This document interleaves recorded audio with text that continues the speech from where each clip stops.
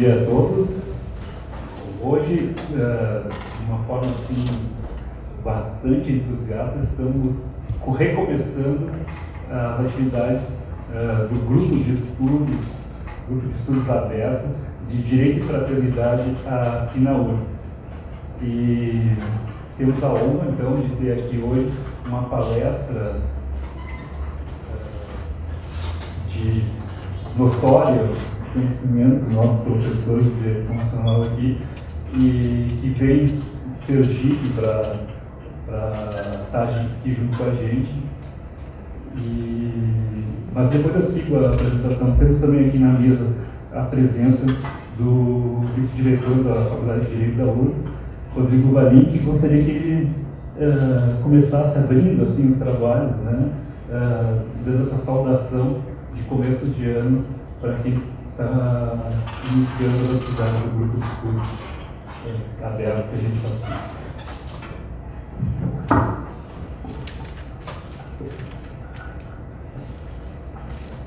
Bom dia, aqui fazendo presente a direção da Faculdade de Direito.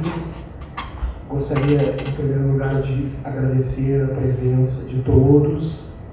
Para nós, eventos deste quilate são tão importantes, ou talvez até mais importantes, do que as atividades cotidianas de classe, de aula. Essas iniciativas e a pesquisa têm frutificado em nossa instituição e o evento de hoje marca, de alguma maneira, esse fato. Também é sempre bom poder ouvir, poder dialogar com professores de outras instituições, como é o caso do dia de hoje, e conhecer o trabalho alheio, vamos dizer assim, as qualidades do trabalho alheio, e isso é muito gratificante. Sejam todos bem-vindos à nossa casa. Muito obrigado.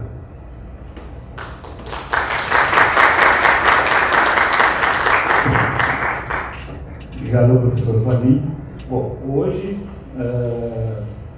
nós temos aqui a honra, né, de ter aqui conosco o Dr. Carlos Augusto Alcântara Machado, que eu vou ler um breve currículo dele, que eu estava brincando que ele é tão longo que no meu, na página do celular, não coube, assim, de rodar, né? Mas então eu vou só uma breve descrição das atividades que ele faz. A primeira, para mim, que eu sou juiz, é a mais importante, ele é procurador-geral do Ministério Público, procurador de Estado, procurador de Justiça do Estado de Sergipe, e isso não procurador-geral, mas corregedor-geral do Ministério Público de Sergipe. Para mim, que a atividade jurisdicional é a mais atuante, então, um dos cargos mais importantes na administração do Ministério Público Estadual de Sergipe. Mas, além disso, no mundo acadêmico, ele é mestre em Direito pela Universidade Federal do Ceará, é doutor em Direito pela PUC São Paulo, é professor da Federal de Sergipe e da Universidade Tiradentes, tanto na graduação quanto no mestrado, é membro da Academia Sergipana de Letras Jurídicas e também, super importante para nós, que fazemos parte do grupo de estudo Direito e Fraternidade, que não sei se todos conhecem, é um grupo que está aqui na URGS, mas que tem raízes num movimento internacional que chamamos de Comunhão de Direito e que no Brasil é coordenado pelo Dr. Carlos Augusto. Então, mais uma razão da nossa alegria de ele estar aqui presente conosco. Ele vai nos falar sobre a fraternidade como categoria jurídica, expressão no direito constitucional federal, e é também a obra, o livro dele, que já lançou e está aqui também disponível hoje para quem quiser adquirir e fazer depois um autógrafo.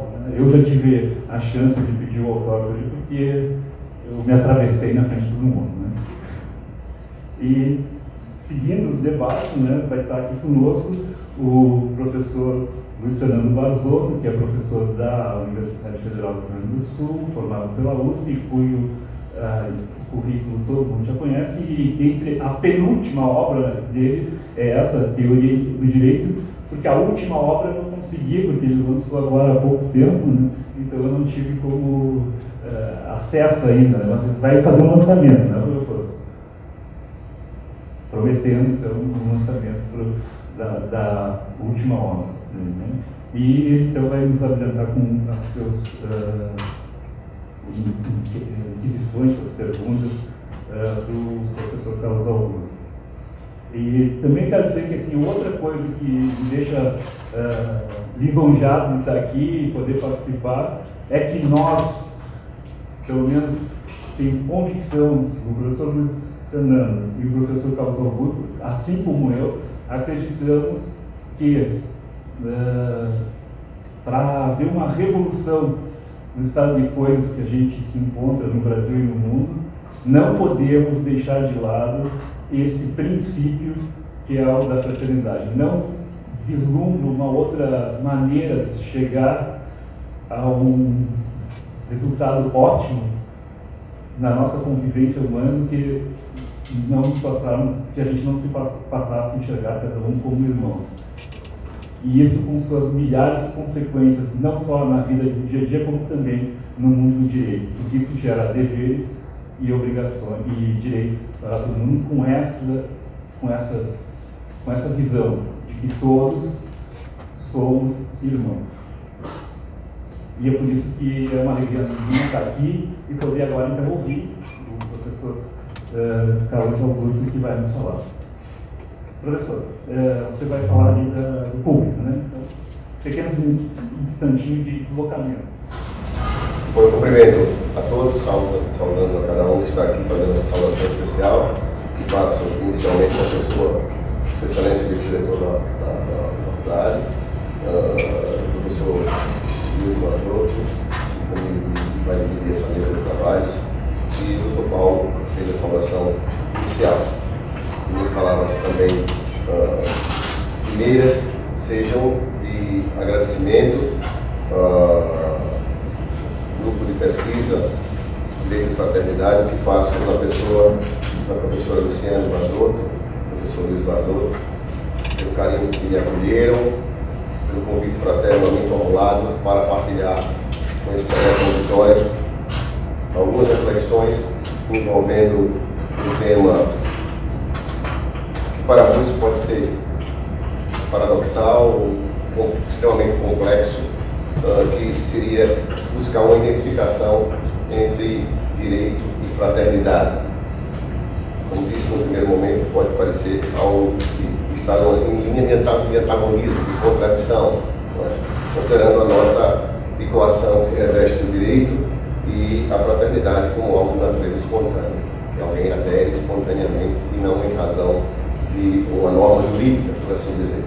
Eu registro também a minha alegria de partilhar essas reflexões aqui nesta universidade, que tem pesquisadores que se dedicam ao tema da fraternidade, e faço registrando a professora Sandra, que trouxe para o Brasil a doutrina da metateoria do direito fraterno, a namorada do professor Edilberto, italiano, e ela é a pessoa que, vamos dizer assim, é a porta-voz do professor Edilberto no Brasil.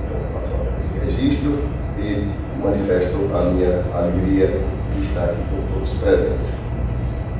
A professora Luciane Mazotto, quando me fez o convite para partilhar com todos, senhoras e senhores, as minhas reflexões a respeito do tema direito e fraternidade, ela fez um corte, buscou fazer um corte, que é exatamente na linha da minha especialidade, que era identificar princípio da fraternidade no âmbito do direito constitucional, pela qual, como está aí no primeiro slide, eu vou fazer uma abordagem a respeito da Constituição Federal do Brasil e o princípio da fraternidade numa concepção daquilo que vem se denominando, a partir da doutrina do ministro Aires Brito, de constitucionalismo fraternal. Então, será exatamente o objeto dessa minha exposição, procurar identificar o princípio da fraternidade e os desdobramentos dessa identificação a partir do direito constitucional brasileiro, mais especificamente no marco normativo da Constituição de 88.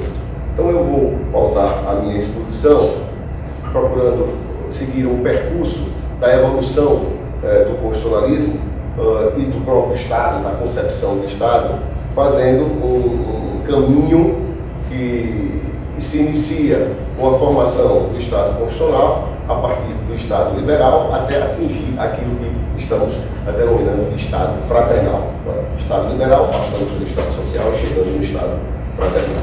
E esse será o percurso da exposição. E, para tanto, estabelecerei aqui algumas premissas, identificarei a proposta que estou apresentando e venho aprofundando já há alguns anos até chegar nas conclusões que pretendo apresentar a todos.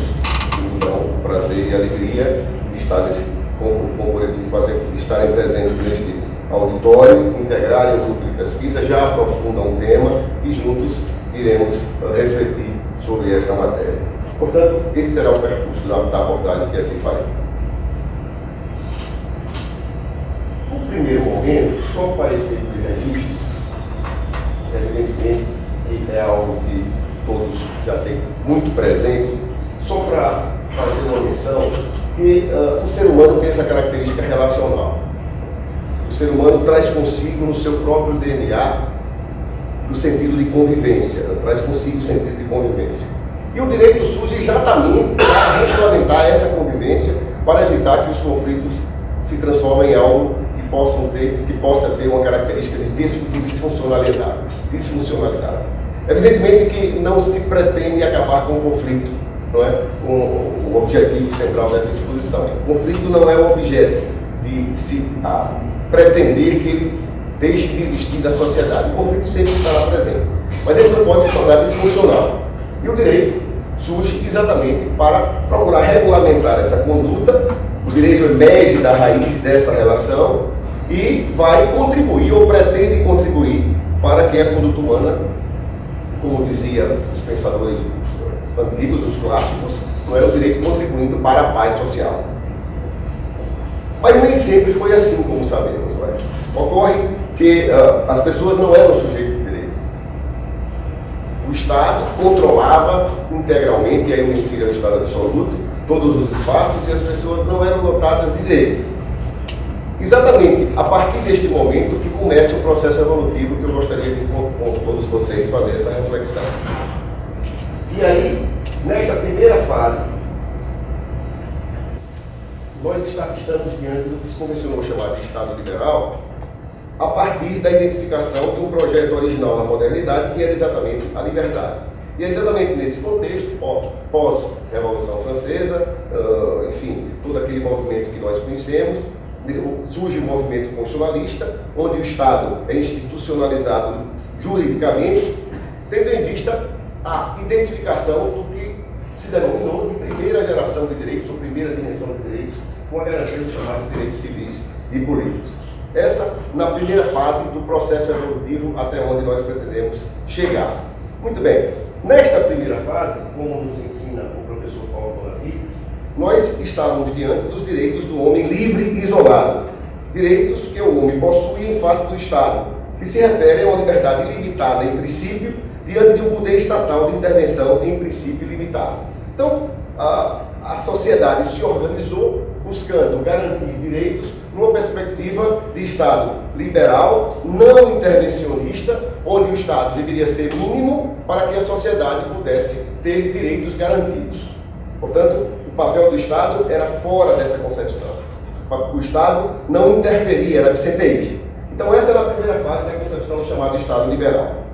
No segundo momento, como todos nós temos conhecimento, só para facilitar o percurso da reflexão, nós atingimos o estágio do Estado social, ou se buscou o estágio do Estado social atingir, considerando o cenário de desigualdade econômica e discriminação social. A garantia da liberdade pressupunha a condição da igualdade, mas as pessoas não eram iguais, eram tidas como livres, mas não iguais. Então, se percebeu que as pessoas deveriam ser iguais para serem livres entre iguais. Ou seja, só seria possível atingir o estágio da liberdade se a igualdade fosse garantida. Então, isso no segundo estágio deste processo evolutivo. E nesse segundo estágio, os direitos chamados sociais, econômicos e culturais, já que no primeiro estágio eram garantidos os direitos civis e políticos, se buscava os direitos de igualdade. Na primeira fase, os direitos de liberdade, na segunda fase, os direitos de igualdade. E que contribuiu muito para a garantia desses direitos de igualdade, como está aí exposto, como resultado de formulações ideológicas, constituições marxistas e no funcionalismo da social-democracia. Me refiro aí à Constituição de Weimar, especificamente, e nas constituições do pós-guerra. Então, vencemos uma fase inicial do Estado liberal, com a garantia dos direitos civis e políticos, atingimos uma fase subsequente da garantia dos direitos sociais, econômicos e culturais, na formação daquilo que se convencionou chamar de Estado social. Então, do Estado liberal, migramos para o Estado social. Dos direitos de liberdade para os direitos de igualdade. Ocorre, no entanto, que a sociedade evolui a um ponto de atingir um grau de complexidade muito grande nas relações sociais e os direitos não mais se apresentavam com a necessidade de serem garantidos uma perspectiva puramente individual. A sociedade evolui, todos nós temos consciência dessa evolução, extremamente complexas as relações sociais. O direito não servia exclusivamente para regulamentar questões intersubjetivas, individualmente consideradas, e aí se apresentam direitos com um modelo completamente diverso daqueles que se apresentavam no passado. E o que é que se observa?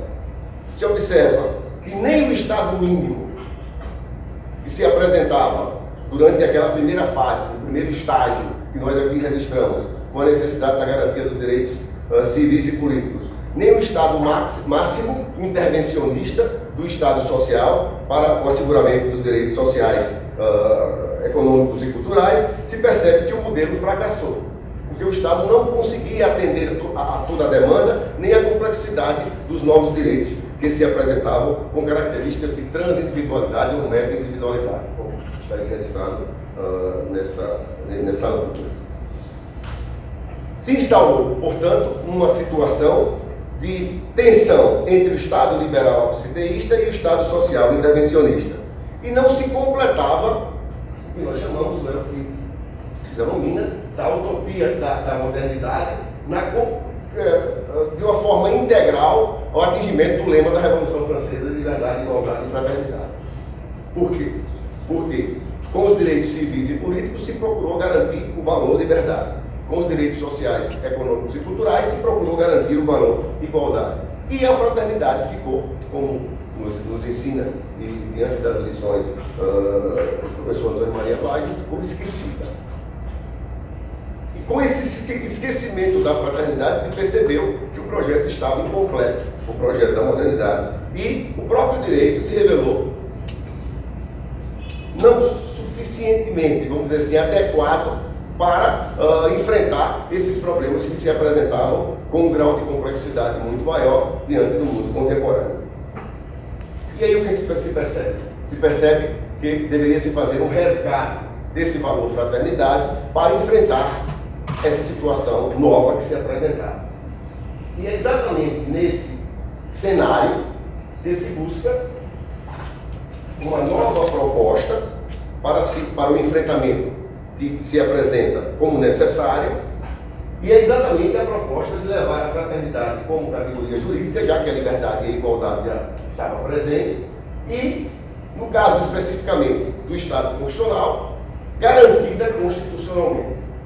A proposta que se pretende apresentar é exatamente buscar uma releitura do lema do tríptico revolucionário francês a partir da fraternidade, resgatando a sua importância histórica e civilizatória, e dentro dessa visão encontrar e se fazer uma releitura do valor liberdade e do valor igualdade para alcançar aquelas circunstâncias e situações do mundo contemporâneo complexo, como falei, que o direito não foi suficientemente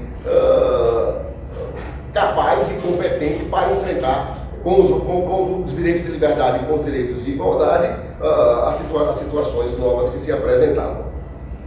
Nesse contexto, se revela de especial importância o surgimento e a garantia e o desenvolvimento dos direitos humanos, como os direitos naturais reconhecidos pelos povos do planeta.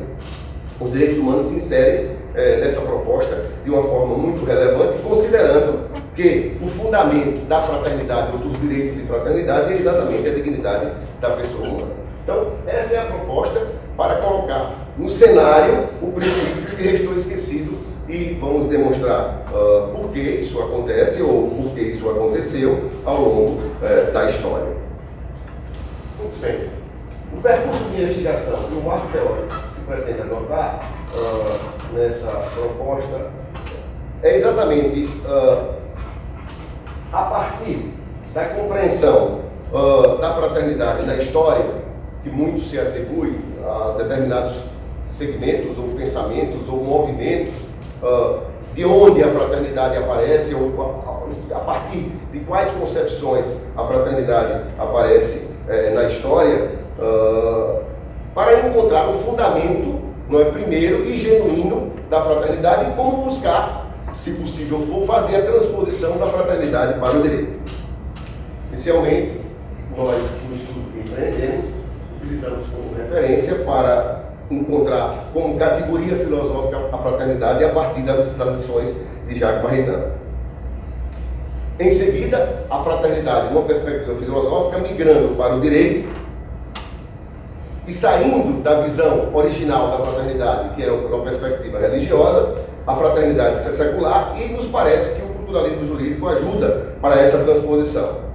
Outras doutrinas se apresentam também que contribuem para a concepção que se pretende apresentar nesta tese, que é o jushumanismo normativo, que é um núcleo que existe na PUC de São Paulo, desenvolvido pelos professores Saia e Valéria, a própria doutrina de Guiaralupe, do Movimento Comunhão de Direito, e a Rede Universitária de Estudos para a Fraternidade.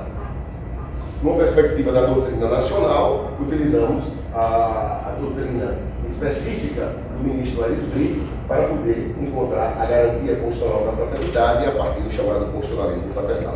Então esse é o percurso de investigação, fraternidade da história, fraternidade como categoria filosófica, para depois chegar na fraternidade como categoria jurídica. E na investigação que fizemos, verificamos que o fundamento primeiro e genuíno da fraternidade está presente no cristianismo.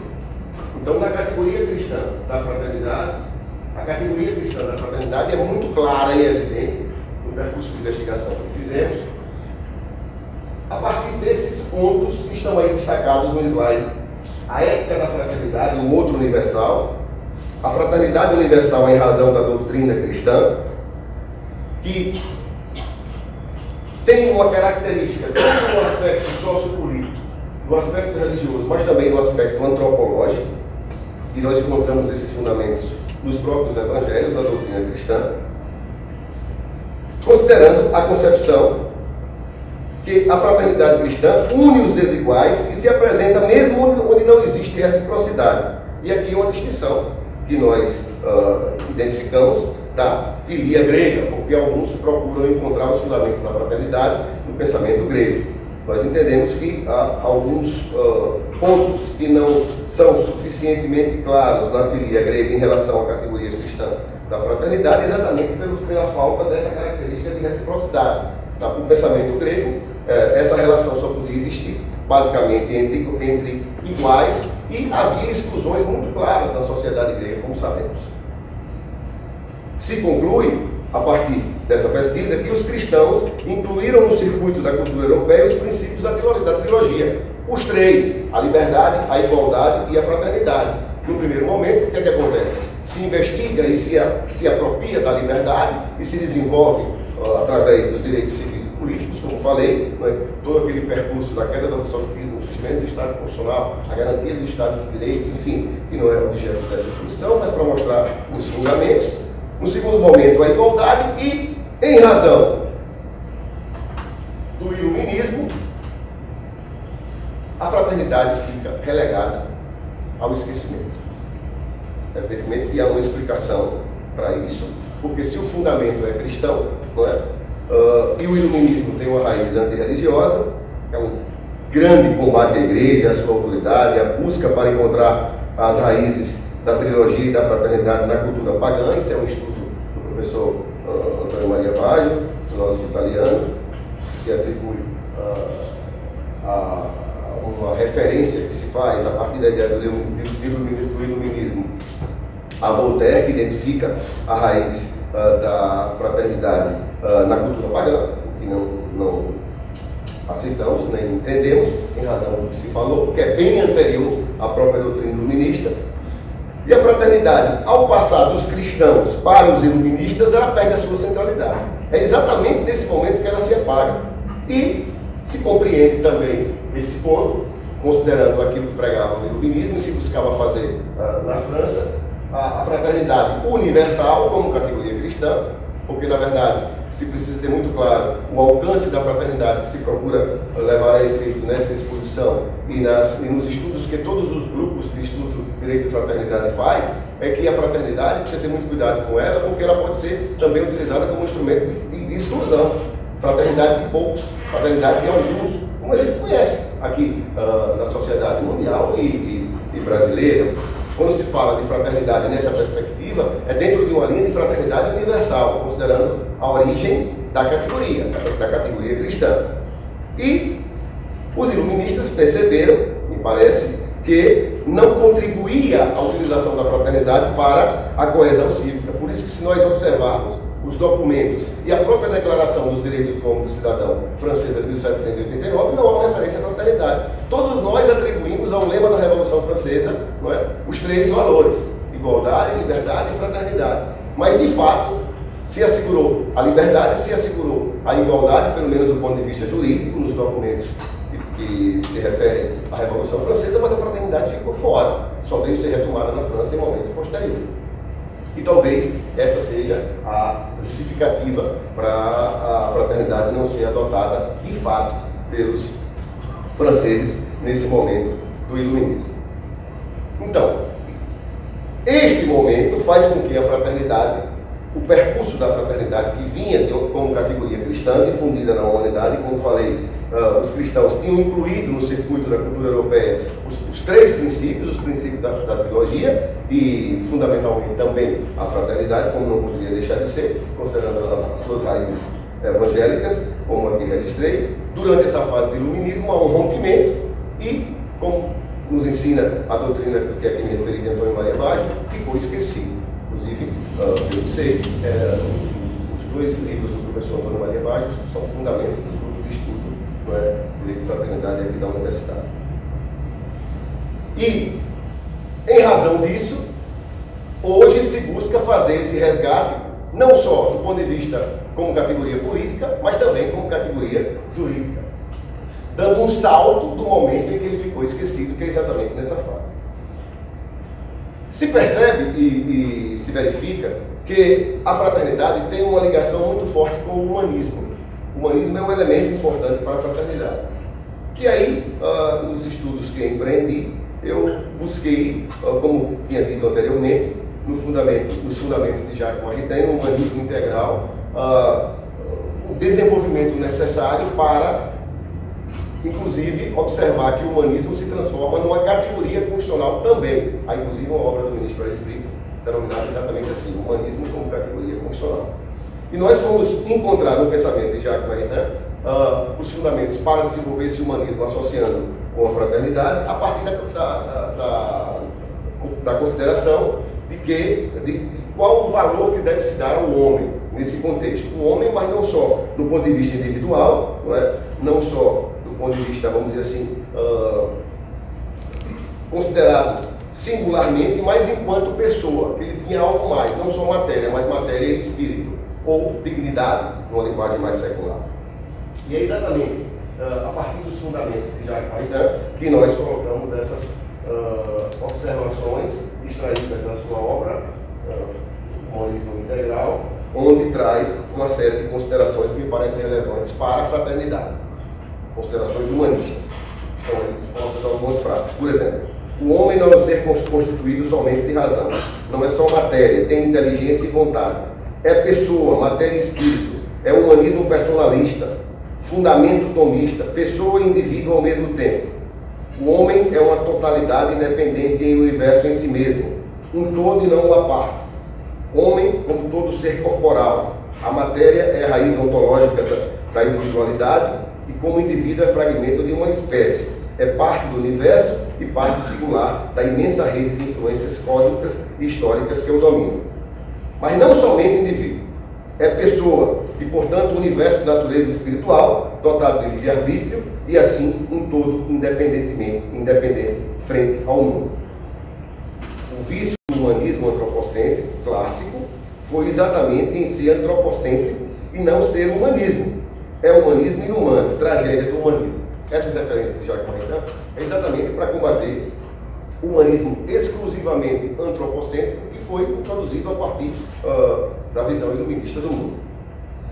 Resumidamente, o pensamento do humanismo integral serve para a fraternidade enquanto categoria política, mas também jurídica, que podem ser resumidas em alguns pontos, como assim procedeu Francisco Borba Ribeiro Neto, e estão presentes nesse slide que eu vou apresentar para vocês, que basicamente traz a teoria do humanismo integral, que pode ser perfeitamente transposta e foi transposta para encontrarmos a fraternidade enquanto categoria política sob um fundamento humanista.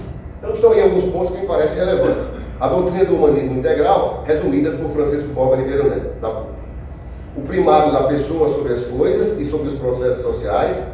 O bem comum não se confunde com a situação de equilíbrio entre os interesses individuais, nem pode ser constituído como um bem puramente pessoal, não é? Ou seja, em oposição ao bem pessoal, ou seja, nem o liberalismo, nem o coletivismo socialista. A pessoa é uma totalidade, como já foi aqui destacado, considerando as suas várias dimensões, inclusive a dimensão religiosa, mesmo para quem não tem crença, mas é uma dimensão que faz parte do ser humano, não é? O objetivo último das ações é o bem comum, que coincide com a realização de cada pessoa, e essa dimensão ética presente em todas as esferas da vida. E relativamente ao Estado não é o grande protagonista das ações da vida social e na construção do bem comum. Tal protagonismo cabe às pessoas e suas organizações. O Estado se apresenta de forma subsidiária. Muito bem, com essas premissas de concepção de pessoa, considerando a visão do humanismo integral, que nós entendemos como importante e necessária, com esse resgate da fraternidade que se procura realizar, como fazer a transposição de uma categoria originariamente religiosa, sendo transposta no segundo momento para uma categoria filosófica e política, e no terceiro momento para o direito. Esse é o grande objetivo da tese e o objetivo daqueles que estudam direito e fraternidade, o direito fraterno. Veja, considerando o humanismo, como fazer com que a fraternidade se apresente como uma categoria jurídica? Aqui é só para fazer um breve relato histórico, não é? E como esse tema já está sendo difundido, não é? Em alguns núcleos de pesquisa, aqui no Rio Grande do Sul já fiz referência específica, mas também em outras universidades, como a Univem, de Marília, de São Paulo, um pool de universidades privadas do estado do Amazonas, em Sergipe, na Universidade Federal de Sergipe e na Universidade de Tiradentes, inclusive, além de grupos de estudo, já a disciplina específica, estudando o tema de uma forma mais aprofundada a nível de mestrado. Por exemplo, eu titularizo uma disciplina denominada Direito ao Desenvolvimento, Humanismo e Fraternidade, no mestrado em Constitucionalização do Direito da Universidade Federal de Sergipe. Na Universidade Federal de Santa Catarina, como sabem, também há um núcleo específico, uma pós-graduação, mestrado e doutorado, que envolve Direito e Fraternidade. E todos esses núcleos têm como fundamento inicial a doutrina de Chiara Lubich, fundadora do movimento Socolares, que busca apresentar, não é, uma categoria relevante para a humanidade como um todo, não é? Claro, a Chiara Lubich é uma líder religiosa, mas o fato de ser uma líder religiosa não impede que a sua doutrina possa ser objeto de estudos acadêmicos, como efetivamente essa doutrina é, inclusive aqui no grupo de estudos de Direito e Fraternidade. Então, o fundamento se busca alcançar exatamente a fraternidade universal. E a fraternidade universal é uma categoria transcende o âmbito pura e simplesmente do aspecto religioso. E este movimento, o movimento dos Socolares, ele tem segmentos que transcendem do aspecto religioso para o aspecto acadêmico, e diversos movimentos são formados a partir da sua doutrina, no aspecto da ciência política, nas artes, na medicina, enfim, na sociologia, enfim, em diversos segmentos do saber, na própria filosofia. Temos aqui filósofos que também buscam encontrar fundamento das suas inquietações filosóficas, mas buscando também na doutrina que era de referência importante. E o direito não foi diferente. O direito já há alguns anos se organiza naquele movimento internacional, como eu direito, desde 2001, portanto já tem um bom tempo de percurso na Itália. Aqui no Brasil, o primeiro coordenador desse movimento foi o Nicuri, procurador de justiça, hoje aposentado, um dos redatores do Estatuto da Criança e do Adolescente, e em diversos ambientes universitários, núcleos universitários se formaram. Além desses grupos de pesquisa, estudando direito e fraternidade, também encontramos outras contribuições não vinculadas ao movimento Comunhão e Direito, mas também que trazem um aporte relevante para o estudo do direito e fraternidade. Eu ali registrei em Portugal, Paulo Vieira da Cunha, que também tem estudos envolvendo o direito fraterno, o Elígio Resta, Carducci, Tisolato, na Itália, e aqui mesmo a professora Sandra, concluindo as lições do professor Elígio Resta. Muito bem, então não é algo isolado, nem algo despropositado, nem algo irrazoável, vamos dizer assim, essa tese de estudar o direito associando o direito à categoria da fraternidade. Especificamente, isso eu digo em diversos campos do direito, em diversas disciplinas do direito. Por exemplo, no Santa Catarina começou mais especificamente estudando a categoria da fraternidade associada aos direitos da criança e do adolescente. Aqui nós temos mais aprofundamento, não só na filosofia, mas também no direito do trabalho, no meio da professora Luciane. E, além desses segmentos específicos, por exemplo, no direito ambiental, o direito de fraternidade se apresenta de uma forma mais evidente, considerando a natureza desse direito especial, o direito ambiental. No próprio direito privado, considerando a cooperação nas relações intersubjetivas, no direito processual, hoje se fala muito e aprofundadamente da concepção do direito processual civil em função da promulgação do novo Código de Processo Civil, em conciliação, em mediação. A conciliação passou a ser um princípio vetor do direito processual, e isso é um elemento importantíssimo da fraternidade. Aqui eu faço um parêntese só para indicar esses elementos. O direito penal, se fala hoje em justiça e se desenvolve em justiça restaurativa, ou seja, são diversos segmentos que se abrem diante da percepção universal de muitos profissionais do direito, não todos, porque há ainda uma certa resistência de se trabalhar a categoria da fraternidade do direito, considerando aquilo que falei no início da minha exposição, mas já se percebe que as categorias clássicas e tradicionais da liberdade e da igualdade, compreendidas isoladamente, não fornecem mais respostas satisfatórias, considerando o tipo de relações que se apresentam hoje na humanidade, a complexidade das relações. E as novas categorias de direito que se apresentam em razão dessa complexidade. Como falei, os direitos classificados lato sensu como direitos coletivos, os direitos difusos, os direitos individuais homogêneos, os direitos coletivos estricto sensu, todos eles dotados da característica de meta-individualidade ou transindividualidade. Os direitos de liberdade clássicos e os direitos de igualdade clássicos, eles têm uma característica mais voltada para a garantia dos direitos numa perspectiva individual, singular, egoísta. Aliás, o direito nasce assim com os concessivos. O meu direito termina quando começa o seu direito. E essas categorias não são mais suficientes para resolver os problemas.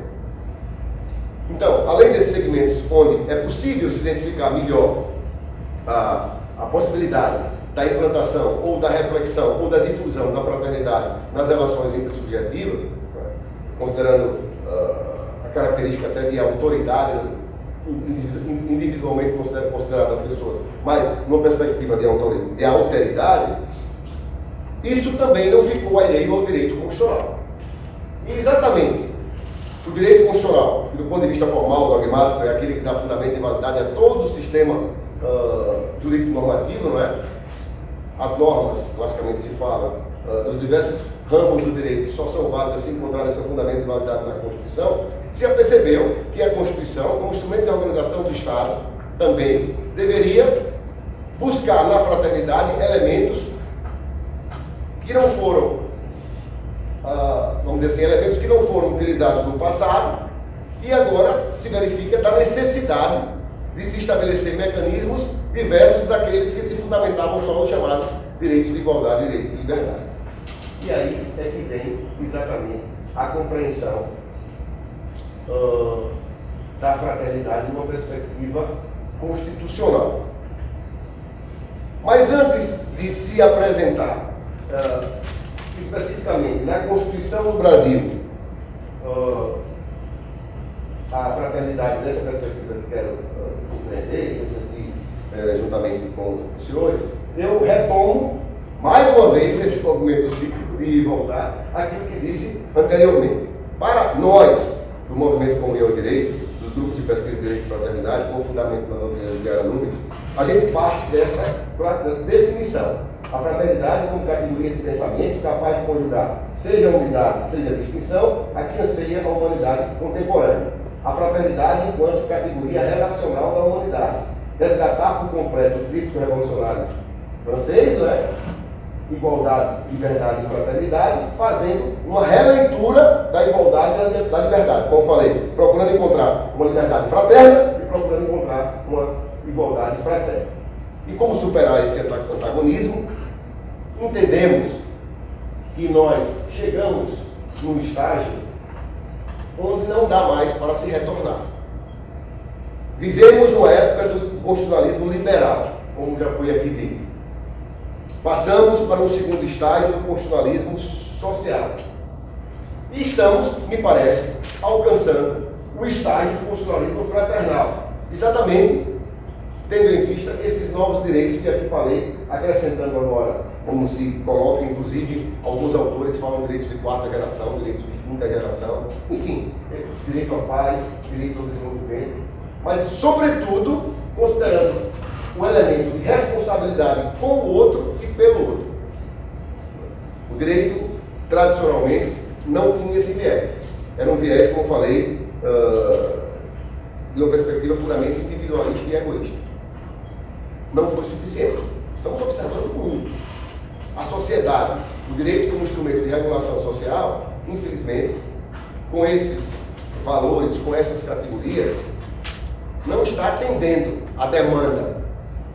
E nós estamos observando a sociedade se transformando em algo que vai de encontro à própria natureza do ser humano, que é a relacionalidade. E é exatamente a busca dessa resposta que os pesquisadores de direito e fraternidade estão caminhando no sentido de apresentar algo diferente e que possa atender essa demanda que eu aqui registrei. E me parece, e é esse o estudo que faço e desenvolvo já há quase 10 anos, especificamente no direito constitucional, é encontrar elementos que possam destacar não mais o Estado liberal, nem o Estado social, mas o Estado que tenha características de desenvolvimento, afirmação e difusão da fraternidade, ou, em uma expressão, o Estado fraternal, que tem esses pressupostos, ou esses referenciais, sem os quais não dá para se falar em Estado fraternal. Ponto de partida: reconhecimento da igualdade jurídica entre todos os seres humanos, igualdade em dignidade, mas dignidade numa perspectiva dinâmica, considerando relacionalidade, não estática, a pessoa em dimensão comunitária e a ideia de fraternidade universal, que contempla toda a humanidade, não a fraternidade reduzida a grupos, não é? Iguais mais iguais. Eu faço parte de um grupo de iguais mais iguais do que os outros. Isso não é fraternidade. E isso tem como premissa, não uma perspectiva interna, mas uma perspectiva internacional, a própria Declaração Universal dos Direitos Humanos, que um dos seus idealizadores e redatores foi Jacques Maritain, que eu aqui me referi à doutrina do humanismo integral. A Declaração Universal dos Direitos Humanos, como sabemos, ela faz referência a essas duas expressões, me parece que tem especial destaque, né? Que é exatamente a família humana, essa expressão, família humana, e a expressão espírito de fraternidade. E todos nós sabemos que o direito, particularmente o direito internacional, hoje trabalha com a ideia de superação daquelas concepções clássicas de monismo e dualismo. Hoje nós trabalhamos numa linha de superar essas concepções clássicas de ordem jurídica internacional e ordem jurídica interna, soberania absoluta dos Estados, enfim, hoje se fala em constitucionalismo multinível, hoje se fala em concepção das ordens internas e internacionais numa relação de teia, né, enfim. E para dizer que se a humanidade, em documentos internacionais, está pensando desta maneira, as ordens internas também estão começando a pensar desta maneira, em função da própria influência que recebe da ordem internacional. Por exemplo, quando se fala hoje em direitos humanos, e é muito comum se falar em direitos humanos, não era coisa de meio século atrás, vamos dizer assim, essa coisa pós-Segunda Guerra Mundial, com razões óbvias, como todos sabemos, os horrores que as guerras trouxeram, genocídios, etc. Mas esta concepção hoje de direitos humanos já está muito mais avançada do que no passado, até na própria nomenclatura. Vocês sabem que historicamente se fazia uma distinção muito grande entre ordem interna e ordem internacional, no que diz respeito à garantia dos direitos, até obras clássicas de autores aqui do Rio Grande do Sul, né, quando trata desse tema, fazendo a distinção entre direitos fundamentais, como aqueles direitos garantidos nas ordens constitucionais, e os direitos humanos, como aqueles garantidos em tratados internacionais. Se percebe que já está havendo uma inter-relação, um imbricamento entre essas duas concepções para se buscar atingir uma coisa só.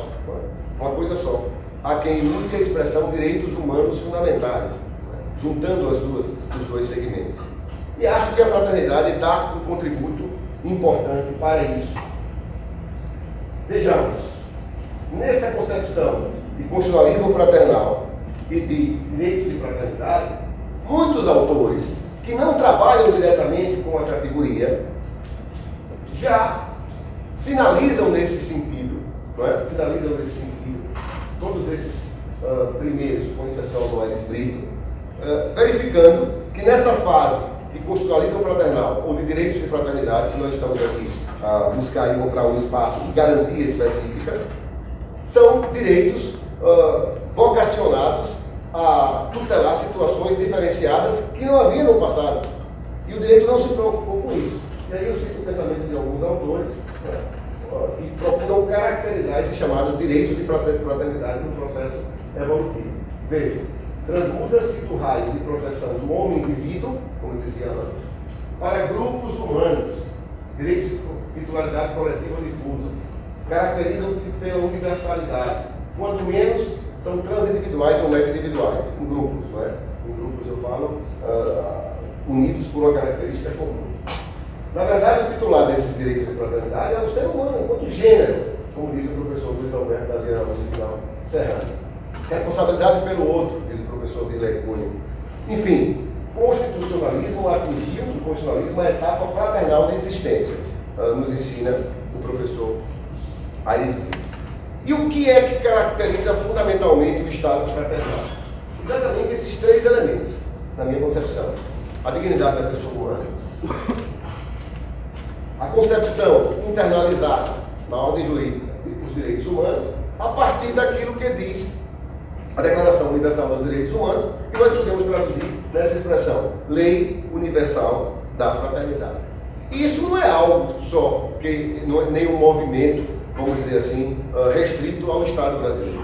Isso é um movimento já internacionalizado, pelo menos numa perspectiva ocidental, do mundo ocidental. Porque nós não temos, assim, pesquisa e estudo aprofundado no mundo oriental. Disse não só no Brasil. Claro que nem todos os estados, nem todos os países que caminham nessa linha adotam o vocábulo fraternidade, porque em alguns países é um vocábulo que tem uma carga um pouco negativa. Adotam, por vezes, o vocábulo solidariedade, ou fazem menção à responsabilidade social, ou juntam os dois, solidariedade e fraternidade. Enfim, só para efeito de registro, para demonstrar que não é algo que está presente no Brasil, não é? Eu citei referências na Constituição de Portugal, na Constituição da Itália e na própria Constituição da França, não é? Que menciona expressamente a categoria da fraternidade. Comecei a ler uma Constituição para mostrar que não é algo só de alguns países de primeiro mundo que buscam elucubrações teóricas para encontrar fórmulas mágicas para resolver os problemas.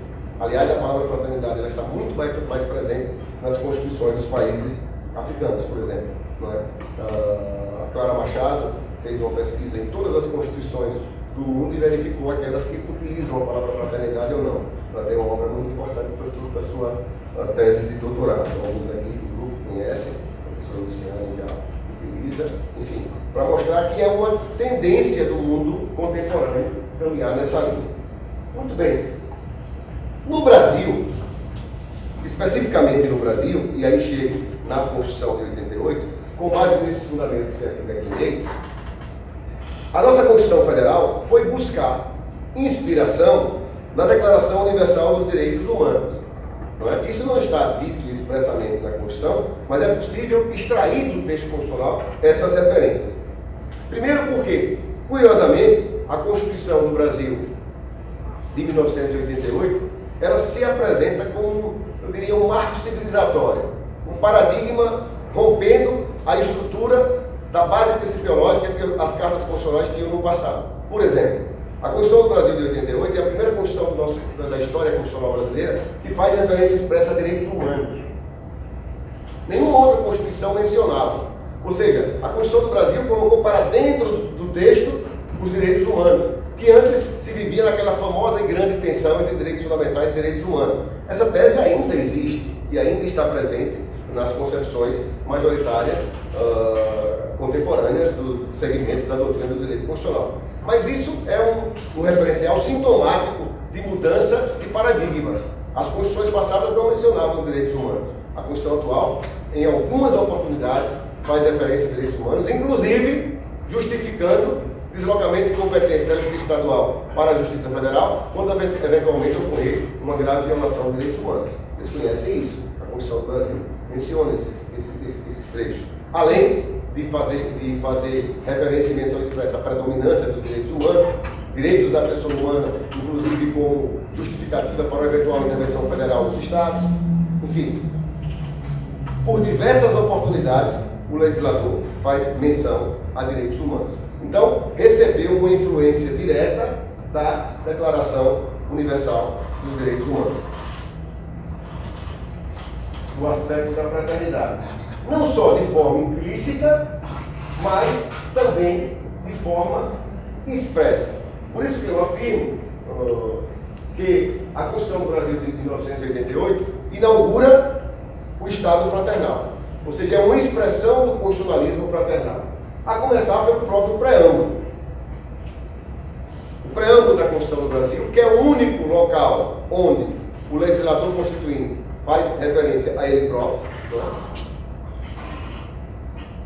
Há uma discussão a respeito da força normativa do preâmbulo, me refiro dentro de instantes a propósito disso, mas o texto constitucional, na sua abertura, ao destacar aquilo que é mais relevante do seu corpo normativo, observemos, não é? Instituir um Estado democrático destinado a assegurar o exercício dos direitos sociais individuais, a liberdade e a segurança, todos conhecem, mas só para comentar a nossa reflexão. O bem-estar, o desenvolvimento, aí não é no sentido de desenvolvimento econômico, é no sentido de direito ao desenvolvimento, que vai muito mais além, a igualdade, a justiça, como, vejam, todos eles, valores supremos de uma sociedade fraterna, pluralista e sem preconceitos, fundada na harmonia social e comprometida na ordem interna internacional com a solução pacífica das controvérsias. Então aí está a apresentação.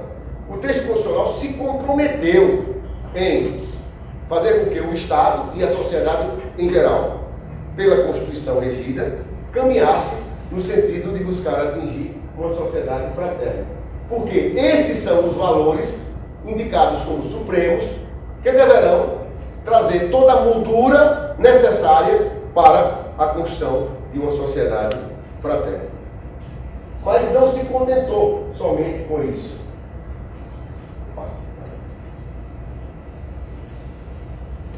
A Constituição, além de apresentar aquilo que ela pretendia, então com todo aquele articulado normativo, se busca assegurar, atingir, perseguir uma sociedade fraterna. Então isso é um plano, todo o projeto de país inaugurado com a Constituição de 88.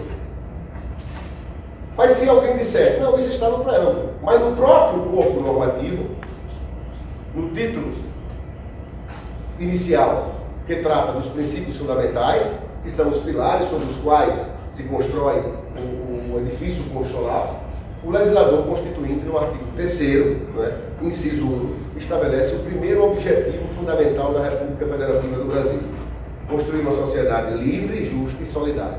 Percebam, é a primeira vez que no constitucionalismo brasileiro, onde o legislador constituinte agrupa, conjuntamente aquele projeto clássico da modernidade que tinha sido destroçado ao longo do tempo, ao longo da história. Liberdade, igualdade e fraternidade. Liberdade, justa, igualdade, solidária e fraternidade. E na concepção que defendo, na verdade, em que pese existir uma distinção entre solidariedade e fraternidade, o legislador constituinte está tratando da mesma coisa. Quando ele fala em sociedade solidária, quando ele fala em sociedade fraterna, no preâmbulo. Disse-á, mas isso é um objetivo, é uma norma, como se afirmava classicamente, de natureza programática, que ela não vincula, não há como obrigar as pessoas a serem solidárias, não há como determinar de forma cogente e coativa que a fraternidade seja implementada. Mas o Estado pode estabelecer mecanismos para fazer com que a sociedade caminhe nesse sentido, por meio de normas e de programas e de políticas públicas que fomentem essa atividade. O grande complicador que se procura dizer, quando se agrega o elemento do preâmbulo como um elemento importante para o Estado, para o atingimento do chamado Estado fraternal, é exatamente a natureza jurídica do preâmbulo. E aí, por questão de honestidade intelectual, de fato, e aqui eu invoco a doutrina constitucionalista portuguesa Jorge, há três correntes relativas à identificação da natureza jurídica do preâmbulo. Uma corrente que se diz que se aplica no Brasil em razão de um julgado do Supremo Tribunal Federal de há muito, que associa a natureza jurídica do preâmbulo a um relevante jurídico, não vincula nada, porque não faz parte do articulado, não é norma no sentido. Uma segunda posição, que é a posição que defende, particularmente, da função normativa do preâmbulo, é a posição de idêntica eficácia. E uma terceira posição, que também tem um grupo considerável de pessoas que defendem, mas é melhor do que a primeira, na minha avaliação, a relevância jurídica específica ou indireta, quer dizer, tem valor hermenêutico, vincula no sentido de interpretação, de estabelecer um parâmetro, uma linha, enfim. Quer nos associemos à terceira, quer nos associemos à segunda, me parece que nós estamos no caminho de destacar a necessidade de mudança de rumo em prol daquilo que o legislador constituinte concebeu com o chamado advento do constitucionalismo fraternal, que aqui defende. Disse, mas isso fica no campo puramente da retórica, porque de fato a maioria dos constitucionalistas, reconheço, indicam que a referência pura e simplesmente à sociedade fraterna, o valor supremo de uma sociedade fraterna, pluralista, sem preconceitos, que consta no preâmbulo, é meramente um compromisso de ordem ideológica e política, mas que não traz, como falei, vinculação, nem confere força normativa às suas disposições. E o referencial jurisprudencial é exatamente aquele precedente, do case da Lei 2075. Na verdade, esse precedente era a respeito da utilização das constituições estaduais ou não, na invocação divina. O que se está defendendo aqui não é esse fato, certo? Evidentemente, o Estado é laico. Em que pese as pessoas não serem, as pessoas podem ter crenças religiosas. O Estado não é ateu, o Estado é laico, não é ateu. Enfim. Mas eu não estou me referindo a esse campo, não estou trazendo considerações a respeito desse campo. O que eu quero destacar é em que pese esse precedente isolado do Supremo Tribunal Federal, relatado pelo ministro Carlos Veloso, a prática se revela distinta. O próprio Supremo Tribunal Federal, que por vezes tem como referencial para efeito do tema a Lei 276 e a doutrina incessantemente repete a irrelevância jurídica do preâmbulo com base neste precedente, a prática tem se revelado o contrário.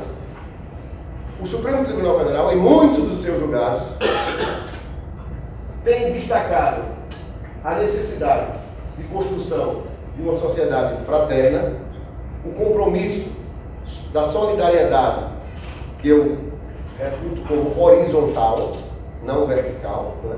Porque se eu trabalho com a ideia de igualdade, eu tenho que trabalhar com a ideia de igualdade, dignidade e horizontalidade, e não do ponto de vista vertical, a solidariedade como esmola ou caridade, pura e simplesmente, no sentido de que eu tenho mais, eu tenho o dever de ajudar quem tem menos, não nesse sentido. É a solidariedade com uma perspectiva horizontal, como apregou Filippo Pisolato, um constitucionalista italiano, e aqui no nosso livro foi difundida, as suas lições foram difundidas por Antônio Maria Barros. Eu trouxe para vocês só a título de exemplificativo, a título exemplificativo, a nova orientação jurisprudencial do Supremo Tribunal Federal e do Superior Tribunal de Justiça nesse sentido, onde, em muitos dos seus julgados, aí são não só julgados do ponto de vista individual, mas do ponto de vista abstrato, de controle concentrado, situações onde os relatores dos votos condutores fazem menção expressa ao constitucionalismo fraternal, alguns deles, mas a necessidade de atingimento da sociedade fraterna a partir do preâmbulo. O julgamento dessas ações aí, que tem como objeto transporte coletivo gratuito de idosos, transporte coletivo gratuito para deficientes, sistema de cotas em universidade, contribuição previdenciária, demarcação da reserva indígena na rua Serra do Sol, muitos habeas corpus, matéria criminal, mandado de segurança, onde as razões de decidir vão ser encontradas também no preâmbulo. Então veja, se o preâmbulo se apresenta como fundamento jurídico da decisão, como podemos concluir que ele não tem força normativa? Não clássico, do ponto de vista clássico, mas dá a compreensão nesse sentido. Essas decisões estão materializadas exemplificativamente nesses julgados do Supremo Tribunal Federal, relatados tanto pelo ministro Aires Brito, mas também pela ministra Carmen Lúcia, principalmente. Aquelas ADIs do transporte coletivo gratuito, que foram utilizadas pelas empresas, pelo mundo empresarial, que queria que alguém bancasse aquelas tarifas, o Supremo Tribunal Federal, como uma expressão da materialização dos seus julgados, da sociedade fraterna, que se refere ao preâmbulo, e do objetivo fundamental da sociedade solidária, que se refere ao artigo 3º, inciso 1, e outros artigos da Constituição que faz menção a bem-estar em muitas passagens, e assimilando no seu conteúdo, como reflexo da Declaração Universal dos Direitos Humanos, o Supremo Tribunal Federal tem reconhecido como fundamento de decidir a fraternidade. O ministro Gilmar Mendes, inclusive, quando proferiu decisão monocrática nessa DPF 86, que tratava de cotas em universidades públicas, ele, invocando a doutrina de Habermas, faz uma expressa menção a direito de fraternidade, ou a direitos de fraternidade, mostrando que há uma claríssima evolução jurisprudencial do Supremo. Mais recentemente, no Superior Tribunal de Justiça, nós temos os julgados conduzidos pelo ministro Reinaldo Soares da Fonseca em habeas corpus que envolvem a relação de mulheres presas ou cumprindo pena que têm filhos que dependem da sua condição de mãe. E aí os habeas corpus são concebidos para assegurar a prisão domiciliar e o fundamento é a fraternidade. É de se destacar, inclusive, que o ministro Reinaldo da Fonseca, ele faz expressa menção, não só na emenda, mas no corpo dos julgados, ao princípio da fraternidade como categoria jurídica e como macro princípio dos direitos humanos, expressamente. Então, na verdade, não é algo que está só no campo teórico ou no campo de um grupo de pessoas que por terem formação religiosa querem implantar uma categoria puramente religiosa ao direito. Nós estamos demonstrando que, do ponto de vista técnico-jurídico, é possível encontrar no princípio da fraternidade como princípio jurídico, a fraternidade como categoria jurídica, a partir do texto constitucional e da legislação infraconstitucional, que mesmo não se referindo expressamente ao princípio da fraternidade, encontra nele fundamento. Fiz menção aqui à justiça restaurativa, fiz menção ao Código de Processo Civil, sem falar do Estatuto da Criança e do Adolescente, o próprio direito do trabalho, o direito ambiental, só para citar alguns ramos do direito. Na verdade, a proposta é exatamente esta: atribuir força normativa ao preâmbulo ou, quando menos, dar um valor hermenêutico relevante para instruir a interpretação das normas infraconstitucionais que encontram na Constituição fundamento de validade, aplicação das normas, portanto, a partir desta proposta hermenêutica, o constitucionalismo fraternal possibilitando instituir um novo modelo de Estado, o Estado fraternal, onde as pessoas passam a ter, e o Estado pode fomentar essa prática, concedendo inclusive incentivos, assegurando sanções premiais para quem se comportar dessa maneira, no sentido de verificar a possibilidade de entender que nós não estamos mais sós no mundo e os direitos não servem só para garantir individualmente, singularmente, as pessoas. Temos responsabilidade social em relação aos outros, nessa perspectiva de fraternidade que aqui estou demonstrando. Portanto, buscar a operacionalização dos valores supremos e fundantes do Estado Democrático de Direito, com fins da concretização de uma sociedade fraterna, como direciona o princípio constitucional da fraternidade, expresso a partir do preâmbulo e do objetivo inicial, primeiro, da República Federativa do Brasil. Nessa perspectiva, entendemos que a fraternidade está garantida constitucionalmente. E o ordenamento jurídico tem que encontrar nela fundamento de validade para a construção da normatividade infraconstitucional que surge a partir e com fundamento nela. Claro que toda perspectiva nova, toda construção diferente, algo que foge aos dogmas pré-estabelecidos, causa perplexidade e natural resistência. Isso é uma característica do mundo do direito. O direito vive com o clássico, vive com o tradicional. É só perceber até a própria arquitetura dos prédios que abrigam os cursos de direito, não é? Há um tradicionalismo nesse sentido. Até na própria indumentária, o professor Luiz, com a sua característica bem particular, e bem à vontade, você não se preocupe com o traje. Mas é a minha característica, eu fui formada assim, fui forjada, se eu fosse filósofo, talvez eu fosse mais tranquilo, mas enfim, a gente é formado na dogmática, na norma fria, enfim, mas resistimos a ela e estamos resistindo com a fraternidade. E para isso precisamos escolher o caminho que iremos tomar. Porque se nós é muito mais tranquilo, é muito mais, vamos dizer assim, ficarmos num campo onde é conveniente repetir os dogmas, não é? Como decisão com base em súmula. É uma maravilha. Os magistrados gostam muito quando segue esse funcionamento, que é muito mais simples. Mas se nós queremos transformar a humanidade e dar um contributo para que a sociedade caminhe numa linha, aperfeiçoando e saindo daquilo que se encontra, que nenhum de nós está feliz e satisfeito com isso, é importante darmos um passo. Mas isso custa. Custa tempo. Imagine você convencer alguém que a fraternidade é um princípio jurídico, que a fraternidade integra o universo normativo. Então, saiamos da área de conforto, aqueles que desejam verificar que essa perspectiva nova é possível de ser encontrada, inclusive com bases técnicas jurídicas, não é? Técnicas jurídicas. Mas para isso precisamos escolher. Eu me valho do pensamento de Ortega y Gasset quando ele diz que nosso viver é uma escolha permanente, uma eleição contínua de caminhos em perpétua projeção para o futuro. Mas precisamos escolher, tomar uma posição. O Grupo Aqui Direito e Fraternidade tomou essa posição. Vocês que aceitaram ouvir essa proposta e partilhar e refletir e aprofundar, não é? Aqui por meio da coordenação da professora Luciane, tem buscado encontrar esse caminho. Na verdade, ao meu juízo, sou um constitucionalista que trabalha com a Constituição, busquei encontrar na Constituição os contornos para isso.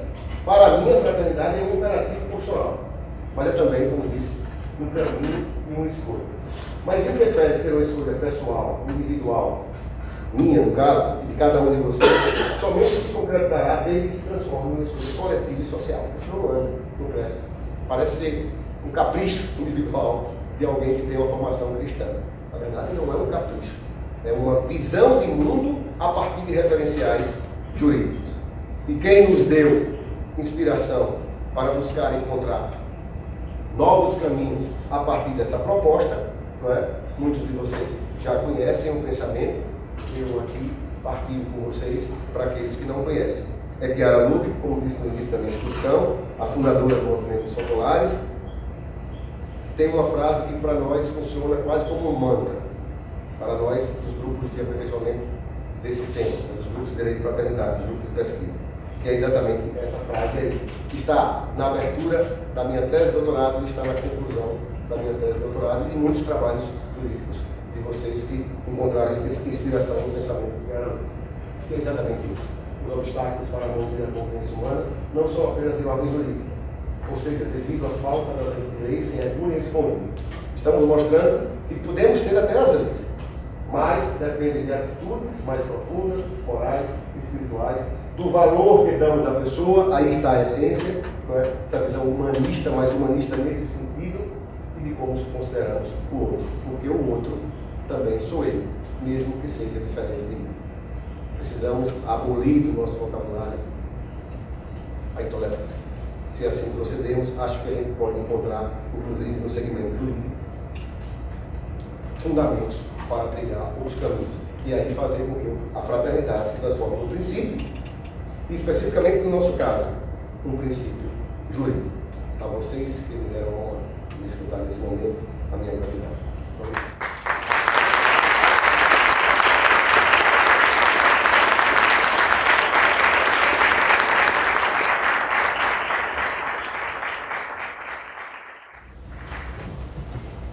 Agradeço ao professor Carlos Augusto. Até fiquei um pouco embargado no final da exposição. E passando então agora a palavra ao professor Luiz Fernando, que vai completar os nossos debates sobre o tema.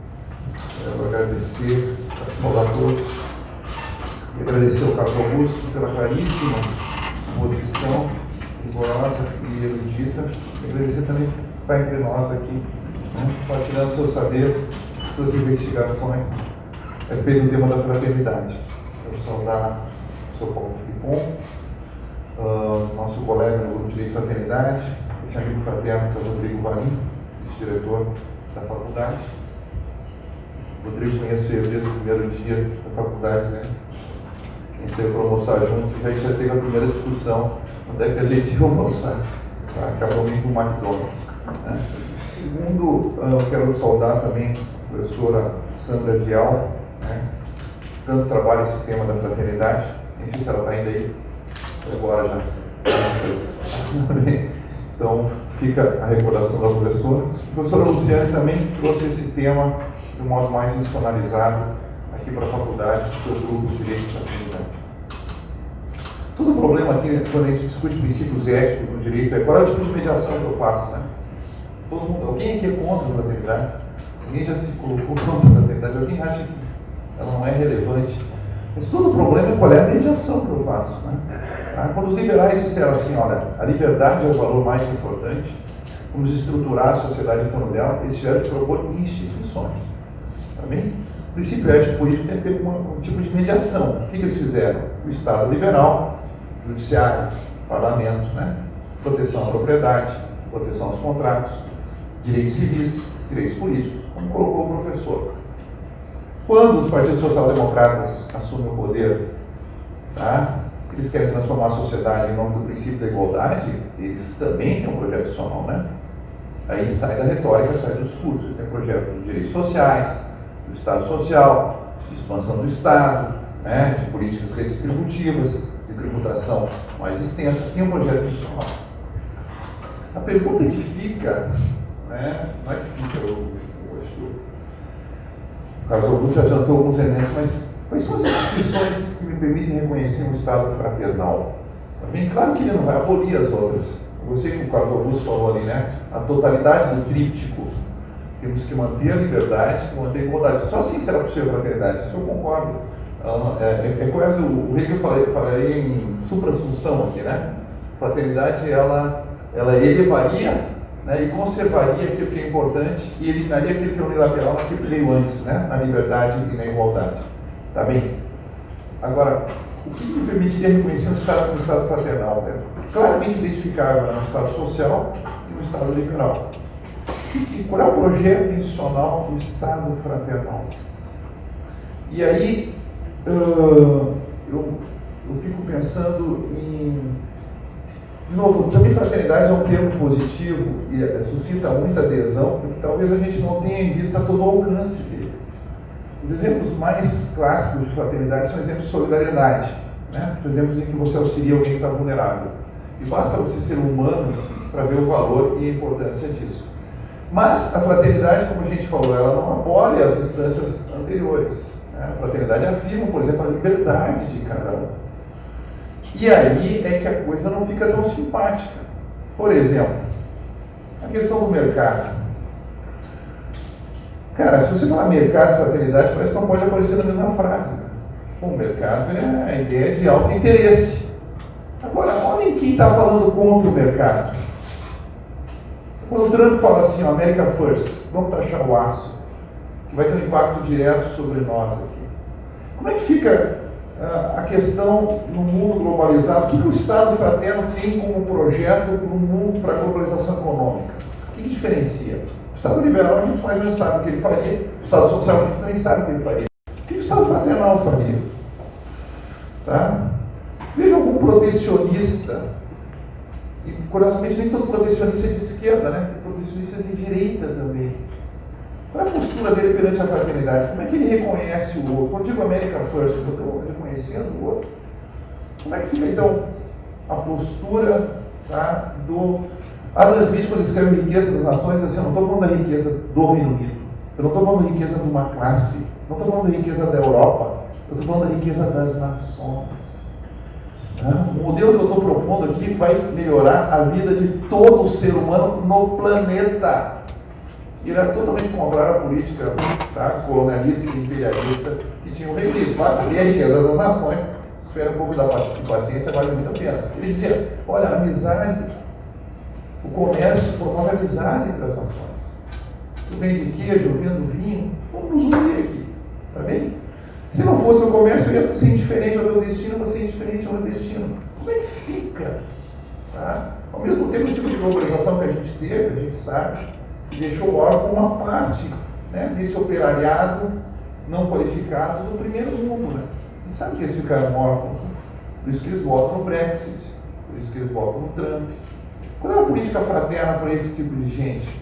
Tá? Que teve o seu emprego sucateado. O que o Estado fraternal tem que fazer? Ele vai repetir a forma do protecionismo? Vai repetir a forma do Estado social que dá um seguro-desemprego para o cara a vida toda? Tá? Isso que é ser fraterno, receber seguro-desemprego a vida toda? Tá? Outro ponto aqui. A questão, de novo, no mundo globalizado. Né? A fraternidade também se opõe ao uso da violência. Ok, perfeito. Eu acho que o modo fraterno de resolver o conflito exclui a violência. Mas a gente pode excluir o uso da violência em qualquer conflito. Alguém já tentou conversar com Assad para ele parar de matar a população dele, dar algum tipo de resultado? Ou com Gaddafi, toda essa turma? O que a gente faz? A gente proclama, esse é o princípio do Estado liberal, né? O Estado liberal é não intervenção. cada um por si, a soberania estatal. E aí, vai morrer todo mundo lá? Que a gente não tem nada a ver com isso? Ah, mas a gente não vai adotar nenhum meio violento. Tem um diplomata francês do século XIX que sobreviveu, final do século XVIII, início do século XIX, sobreviveu a todas as vicissitudes do processo político francês, porque ele estava sempre fora da França quando os caras baixavam a guilhotina. Desde a Revolução Francesa até Napoleão. Ele tinha sorte de estar fora da França, o Talleyrand. O Talleyrand falava o seguinte: olha, não intervenção é um conceito difícil. Porque se você pensar bem, não intervenção significa mais ou menos a mesma coisa que intervenção. Dá na mesma, né? No direito a gente conhece o crime por omissão, né? Não fazer alguma coisa já é tomar uma decisão e ter que responder por isso. Então, ninguém pode se tranquilizar a sua consciência com a não intervenção, que significa mais ou menos a mesma coisa que intervenção, significa continue fazendo o que você está fazendo. Como é que fica a questão de um Estado fraternal em termos de política externa, quando eu tenho regimes homicidas? O que eu fico? Qual é a minha atitude? Depois, um outro tópico também. Não, você está bem. Te agradeço, Carlos Augusto, por estar aqui com a gente.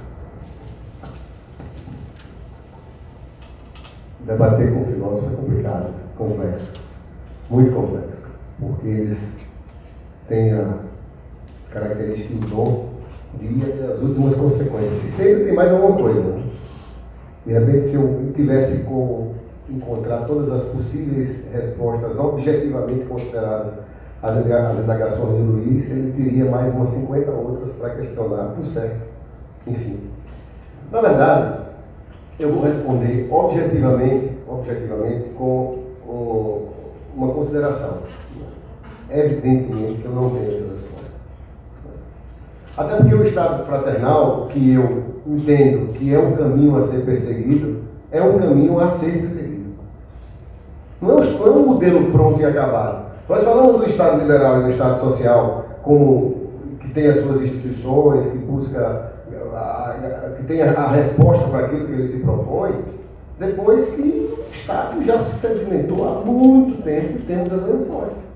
Podemos identificar situações muito bem claras e dizer que sou contra ou que sou a favor, se atingiu o objetivo, não atingiu o objetivo, porque nós estamos evoluindo e partindo de momentos de superação. Então o Estado liberal foi superado, mas há quem defenda o Estado liberal e deseja o Estado liberal. Estão aí os chamados neoliberais. O Estado social é a mesma coisa. Enfim, na verdade eu acho que, e continuo afirmando, que enxergo na Constituição de 88 pistas, elementos, sinalizações de um Estado não mais liberal nem mais social, se bem que tem elementos de Estado liberal e Estado social. Porque, na verdade, não é um processo de substituição e de transformação. É um processo de sedimentação ou adensamento, vamos dizer assim, de mecanismos que foram importantes. Os direitos civis e políticos são direitos muito importantes. Foram, numa determinada época histórica, muito mais importantes e continuam sendo. Os direitos sociais, econômicos e culturais da mesma forma. O que me parece relevante na exposição que faço é que, para algumas situações, o Estado liberal e o Estado social não se revelou suficientemente apto a enfrentar a complexidade do mundo que se apresenta hoje. Mas não ficar sem nenhuma resposta às inquietações do professor Luiz, que tenho certeza que é alguém que defende o Estado fraternal. Talvez não saiba encontrar como, e está querendo comigo, não é? E com todos nós, encontrarmos essas pistas. Mas não estamos satisfeitos com o Estado liberal ou neoliberal, ou mesmo com os mecanismos que foram utilizados no Estado social. Até porque os valores fundantes do Estado liberal, do Estado social, estão sendo objeto de transformação. Por exemplo, há um artigo muito importante de Zygmunt Bauman, foi publicado até no jornal da Itália, que nas suas reflexões, que ele faz quase que uma narrativa daquilo que é o mundo fluido hoje, não é? O líquido, não é? Todos os textos que ele tem desse notável sociólogo polonês, ele fala que o tríplice revolucionário francês, a liberdade, a igualdade e a fraternidade, foi substituída por segurança, paridade e rede. Não sei se já tiveram a oportunidade de ver esse texto, ele é muito interessante. Na verdade, Veja, a complexidade do mundo moderno fez com que se transformasse até o projeto ambicioso da modernidade que não foi atingido. Então não é mais liberdade, igualdade e fraternidade. É segurança, qualidade e rede. Mas a que custo? Analisemos friamente isso. Então, na verdade, eu faço muito mais um diagnóstico do mundo atual e percebo sinais e elementos de transformação necessária, avanço, superação, e encontro na Constituição de 88 pistas e elementos de um Estado fraternal. Vou dar um exemplo concreto, para não ficar só enrolando. Né? Veja, no artigo 170 da Constituição, da Ordem Econômica. Quando foi que o Estado brasileiro, constitucionalmente falando, se preocupou em estabelecer um modelo de ordem econômica, onde apresentasse mecanismo de contenção daquilo que era danoso a partir de um Estado liberal de direito? Por exemplo, capitalismo. Capitalismo que é demonizado. Inclusive, quando alguém apresenta uma proposta de humanizar o capitalismo, se diz que é uma contradição em termos. É impossível. O capitalismo se reinventa, não tem como ser humanizado, ele está sempre no processo de destruição daquilo que está ao seu lado, que vai de encontro a ele. Então não tem como conviver com ele. Mas do ponto de vista normativo, a Constituição deu uma pista. Então a Constituição fala em propriedade privada, que é um elemento capitalista. Mas fala em função social da propriedade. A propriedade só é garantida desde que atingida a função social. A Constituição fala em princípios nitidamente referentes ao capitalismo, né, como livre iniciativa, livre concorrência, que por vezes passa por cima como um trator de todas as pessoas que estão em volta e que não conseguem sobreviver em razão do capitalismo. Por exemplo, dá um exemplo simples, bem singelo, essas grandes redes de farmácias destruíram todas as farmácias pequenas por causa da competição, né? Mas o que é que o Estado, daquilo que é possível fazer, aí ele estabelece princípios contrários para conter o avanço desmedido desses elementos capitalistas. Aí ele fala meio ambiente, ele fala em defesa do consumidor, ele faz menção à proteção ao pequeno mercado, com mecanismos compensatórios de incentivos. Então, ele estabelece contraprincípios aos princípios que seriam de um Estado puramente liberal e com base capitalista, no liberalismo, enfim, e ele dá pistas no sentido de contrabalancear esses efeitos danosos. Me parece que isso é um elemento importante, é um caminho de mitigação daquilo que o Estado liberal e mesmo o Estado social não foi capaz de resolver, porque se esgotou completamente. Então temos que encontrar um modelo alternativo. Então, eu não saberia responder por completo essas situações, mas acho que práticas fraternas ou direito fraterno não abdica do papel coativo que o direito tem em algumas situações. Você fez menção em violência. Você tem que conter os abusos do uso dessa violência. Quando o uso da violência institucional, por parte do Estado, por exemplo, para evitar que outras violências mais graves aconteçam, não haja nessa contenção abuso, como por vezes acontece. Então eu não saberia dar todas as respostas a essa série de indagações. Eu diria, por certo, pelo menos uma dezena delas, né, porque eu conheço esse filósofo que tem se esmerado em buscar conceituar a fraternidade. Já tem artigos sobre isso. Não é? Nós vamos fazer uma publicação em abril que tem um artigo sobre o conceito, ou buscando estabelecer conceitos para delimitar o que é de fato ser fraterno, ou adotar o princípio da fraternidade. Também não podemos partir de uma perspectiva ingênua que ser fraterno é estabelecer uma prática de aceitar tudo que vem do outro, inclusive aquilo que se apresenta de forma negativa. Não pode ser assim, porque se fosse assim não tinha como estabelecer um direito penal fraterno. E há estudos, por exemplo, há um juiz português chamado Pedro Vaz Pato, que está aprofundando estudos do ponto de vista de encontrar elementos de um direito penal fraterno. A justiça restaurativa não se confunde exclusivamente com o abolicionismo penal. Não é? Então, são segmentos que a gente precisa compreender. Não saberia dizer, insisto, as respostas, como fazer isso, mas acho que há elementos para se pesquisar e se percorrer nesse sentido. Dei aqui algumas pistas só mostrando a partir do direito constitucional, não é? Como exemplo, o artigo 170 da Constituição e todos os princípios da ordem econômica. Não só o capital, mas o trabalho. Não só a busca do lucro, mas a função social da propriedade. Enfim, elementos que se contrabalançam, que entram em mitigação, vamos dizer, são freios e contrapesos, para usar uma linguagem clássica do direito constitucional, para evitar esses abusos. Eu acho que isso é um novo caminho. E um novo caminho não é nem liberal, nem social. Prefiro chamar de fraternal. Por quê? Porque trabalha com o outro. A responsabilidade com o outro. Não é? Nesse seu texto, você dá pistas importantes, inclusive, não é? De o que é ser fraterno. Numa perspectiva, eu diria eu, inclusive até jurídica. Não é? Até jurídica. Acho que temos um caminho árduo a percorrer. Acho que vamos encontrar diversos óbvios a superar. Talvez não superemos todos, mas o projeto do Estado Liberal tem quantos séculos? Então, estamos no início.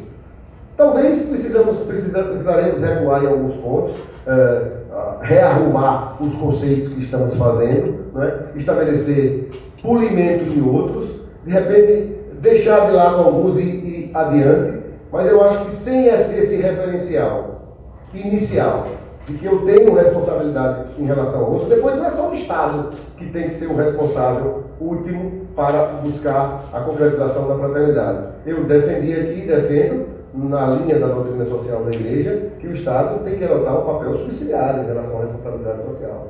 Ou seja, temos que encontrar mecanismos de envolver responsabilidade social de todos, não só ser o Estado aquele que eu tenho que cobrar. Que é muito simples também para nossa vida, a gente colocar a resposta e a responsabilidade no Estado, não é?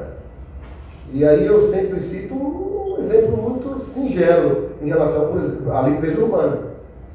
Ou seja, é o Estado que tem que recolher o lixo, mas quem descarta esse lixo de forma inapropriada?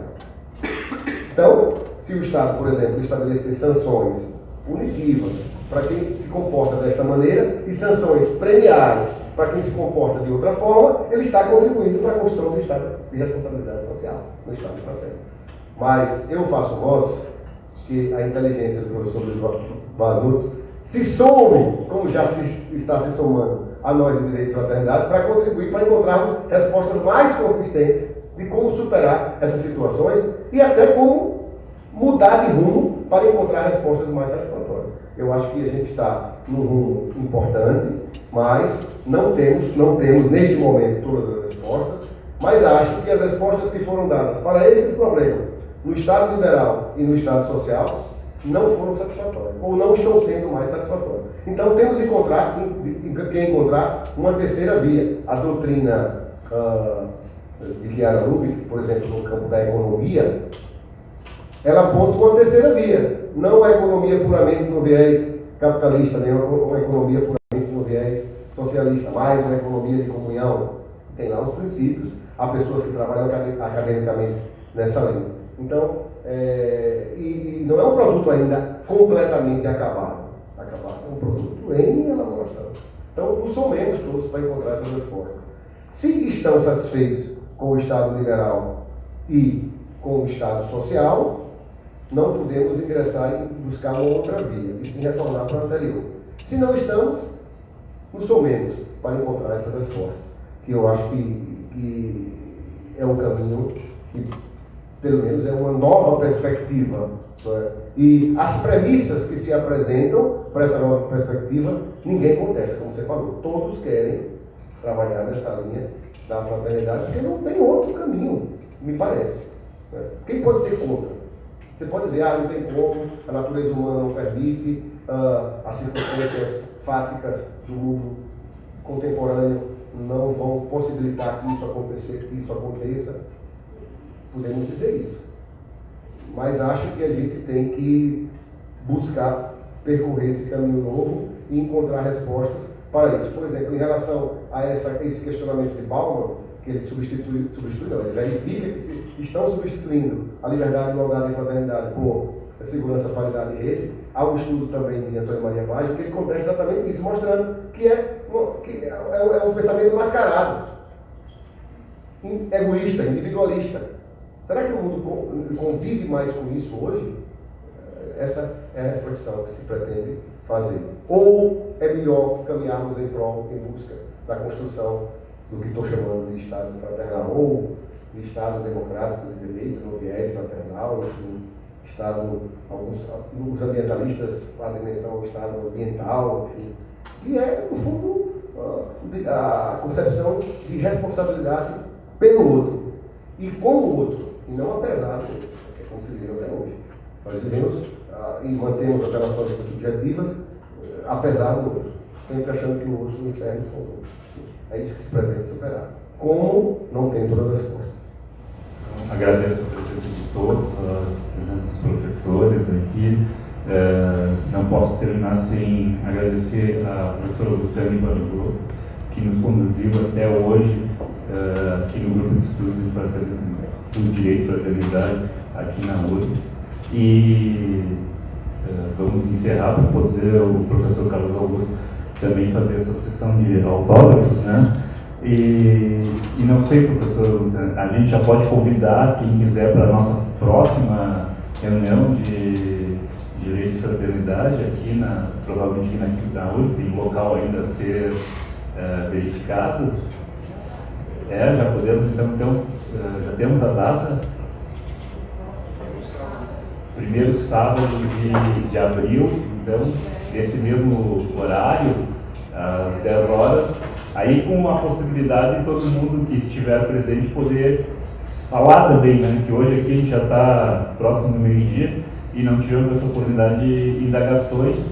Também não era a nossa perspectiva para hoje. Queríamos ouvir, contar com a presença do professor que vem nos entregar todo o seu estudo até então, né? Então, convidando qual é a data? Hoje? 7 de abril, então, sala 9, às 10 horas. Convido todos, é o grupo de estudo de Direito e Fraternidade, mas todas as pessoas de outras áreas de interesse, de conhecimento, também estão convidadas a participar, a conhecer os estudos que a gente tem feito. E também, né, a gente pode antecipar que o grupo de Direito e Fraternidade aqui da URGS já lançou um livro sobre o tema e está por lançar um segundo livro que está quase concluído, né, em fase de edição, apenas gráficas e autorizações para publicação. E vamos também fazer esse lançamento desse nosso livro. Fale! Vocês também podem verificar também, acho que essa nossa palestra de hoje vai estar disponível na internet, a gente vai publicar. E tem uma página no Facebook do Grupo de Direito e Fraternidade que todo mundo pode acessar e lá também vai poder rever o que a gente conversou aqui hoje. Então sim, o Carlos Augusto pediu para dar uma palavra final. Eu agradeço muito a presença de vocês, de todos aqui, a presença dos professores. E peço desculpa, fiquei meio embargado ali no final da exposição, porque posso dizer que eu sou aluno da URGS aqui e me emocionou quando vi a foto de que era aluno aqui no Salão de Atos. Eu sou inspiradora, né? Então é isso, muito obrigado. Eu vou deixar a palavra para vocês terminar. Na verdade, eu queria agradecer, agradecer de coração. É a primeira vez que eu estou aqui nessa instituição. E queria agradecer não só o carinho na forma como fui acolhido, não é, por todos, mas agradecer pessoal e particularmente a esse casal, né, casal Barzotto, Luiz e Luciane, pela forma como me acolheram aqui, pelo convite generoso que me fizeram para que eu pudesse partilhar com vocês as minhas inquietações nesse campo. E conto uma pequeníssima história porque eu entrei neste caminho. Eu estou já no fim da carreira do Ministério Público. No final do ano eu completo todos os meus requisitos. E como não teve reforma da Previdência, eu vou poder me aposentar. Mas eu digo isso porque eu fiz o mestrado há muitos anos. Logo depois que eu saí da na graduação, fui fazer um mestrado e me aperfeiçoei em direito constitucional, e inclusive escrevi sobre o Instituto Novo, que foi o meu primeiro livro sobre mandado de injunção, na época muito contestado. Depois, aquilo que a gente escreveu lá atrás, o Supremo resolveu, depois de muitos anos, adotar, enfim, e a gente fica contente também por isso, não é? Que deu uma contribuição, mínima que fosse, mas uma contribuição acadêmica para o aperfeiçoamento das instituições e na garantia de direitos que eram inviabilizados por falta de regulamentação legislativa. E aí entrei no Ministério Público, achando e entendendo que o Ministério Público era um campo importante para você contribuir também para a transformação social, e de fato é. Mas do ponto de vista acadêmico, me casei, tive meus filhos, enfim, do ponto de vista acadêmico, não tinha mais como assim, me afastar para fazer uma pesquisa mais de fôlego, como uma pesquisa de doutorado, por exemplo, que eu gostaria de fazer. Não tinha como, porque tinha que pedir licença, ir para morar fora de casa sem a família, eu não gostaria, porque para minha família é um objetivo muito mais relevante do que trabalho, do que, enfim, é aquilo que eu vou construir, contribuindo para a humanidade com a minha família, e não queria fazer essa opção. Por acaso, eu pude ter a oportunidade de fazer o doutorado. E só fui fazer o doutorado nessa perspectiva, de dar um contributo, não para a minha vaidade pessoal, por simplesmente de ostentar um título de doutor e poder transitar na academia com aquele título sem resistências. Sem resistências. E aí, interessante que neste mesmo ano que aparecia o exame de seleção para ser feito, e eu fiz o exame de seleção, minha esposa foi acometida de uma doença muito grave, um câncer, e eu não entendia bem como é que eu poderia fazer esse doutorado, viajando semanalmente para São Paulo para assistir às aulas, porque eu não ia me afastar, porque eu optei pela família, então eu ia semanalmente, na quinta de noite, assistir a aula sexta e voltava no sábado. Mas não via como minha esposa com tratamento nessa linha. E aí eu indaguei se eu disse que não ia mais fazer, por causa, ia ficar ao lado dela, né? Enfim. E ela me disse que não, que eu tinha que fazer. Porque se Deus permitiu essas coisas, é porque tudo tem uma história. Né? E aí eu fiz esse doutorado, nessas circunstâncias, mas ao lado da minha esposa. Deus deu a graça que ela se recuperou da doença, né? Venceu a adversidade, e eu entendi que aquele era o custo que eu deveria suportar para buscar defender uma tese que pudesse servir de algum elemento para contribuir na transformação da humanidade. Então, na verdade, eu sempre digo, essa minha proposta, não é? E essa minha cruzada no sentido positivo é muito mais uma razão de viver do que um meio de vida. Então, me custou bastante esse doutorado, mas me custou por um objetivo maior. Não é? Então, por isso que vale a pena trabalhar por esse ideal, não é?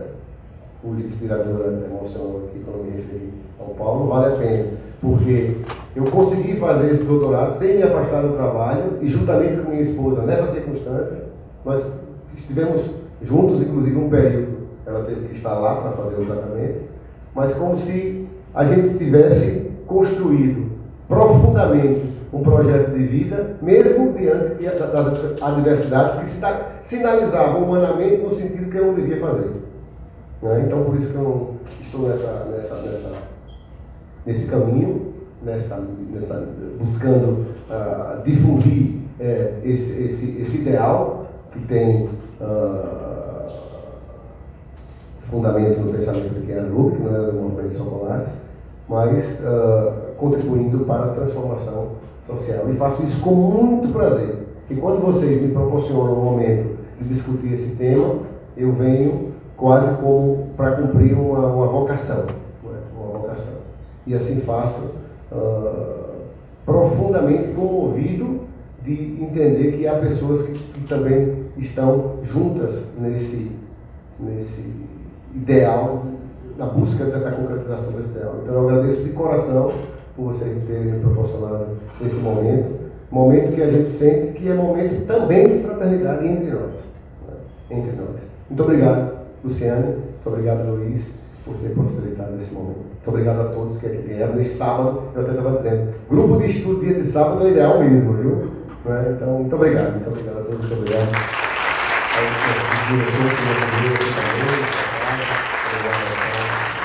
Muito obrigado.